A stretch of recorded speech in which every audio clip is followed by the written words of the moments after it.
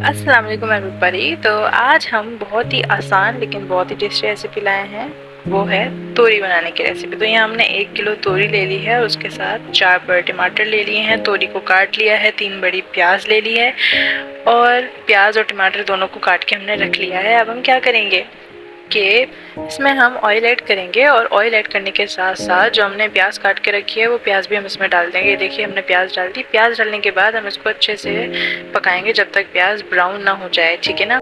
अब जैसा कि यहाँ आप लोग देख सकते हैं प्याज ब्राउन हो गई है, तो अब हम इसमें 2 टेबल स्पून जिंजर और गार्लिक का पेस्ट डाल देंगे और जिंजर और गार्लिक का पेस्ट डालने के बाद इसको थोड़ा सा पकाएंगे, चलाएंगे ताकि ये अच्छे से प्याज में मिक्स हो जाए। उसके बाद इस प्याज में हम अपने मसाले जो हैं, स्पाइसेस जो भी हमने निकाल के रखे हैं, उन तमाम स्पाइसेस को ऐड कर देंगे। ये हमने यहाँ पर 1 टीस्पून हल्दी डाल दी है और 1 टीस्पून ही इसमें हमने चिली पाउडर डाला है, यानी लाल मिर्च पाउडर। उसके साथ 1 टीस्पून गरम मसाला डाल दें आप, और यहाँ पर कलौंजी डालनी है 1 चुटकी के बराबर। 1 चुटकी से ज़्यादा कलौंजी आपने नहीं डालनी है, इससे टेस्ट आएगा। अब इसको अच्छे से मिक्स कर लेंगे, हम अच्छे से मसाला बना लेंगे। Mix it. इसको आप अच्छे से मिक्स कर लें, आप अच्छे से मसाला भून लें और थोड़ा सा पानी डाल लें, कोई मसला नहीं है। हमने थोड़ा सा पानी डाल दिया ताकि मसाला अच्छे से पक जाए, प्याज के अंदर अच्छे से मिक्स हो जाए।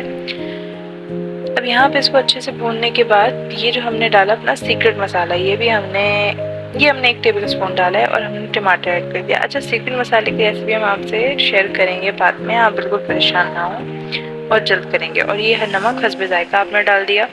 अब इसको हम भूनेंगे, अच्छे से भूनेंगे हल्की आंच पे नहीं, तेज़ आंच पे इसको भूनना है, आपको अच्छे से पकाना है। और ये तोरी जो हमने काट के रखी थी, तोरी भी इसमें डाल दी है। इसको हम स्पंज गार्ड कहते हैं इंग्लिश में। तो इसको हमने अच्छे से मिक्स करना है। पानी आप इसमें ऐड नहीं करेंगे, ये जो सब्ज़ी है ये खुद बहुत पानी छोड़ती है, तो ये अपने पानी में पक जाएगी। आपने आधे घंटे के लिए पकाना है, 30 मिनट्स के लिए। 30 मिनट्स तक पकने के बाद ये देखिए इसने खुद कितना पानी छोड़ा है।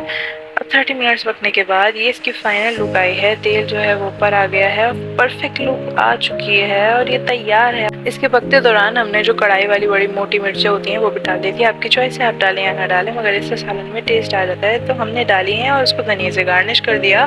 बहुत ही टेस्टी था। That's it. अल्लाह हाफिज़, बाय बाय, थैंक यू।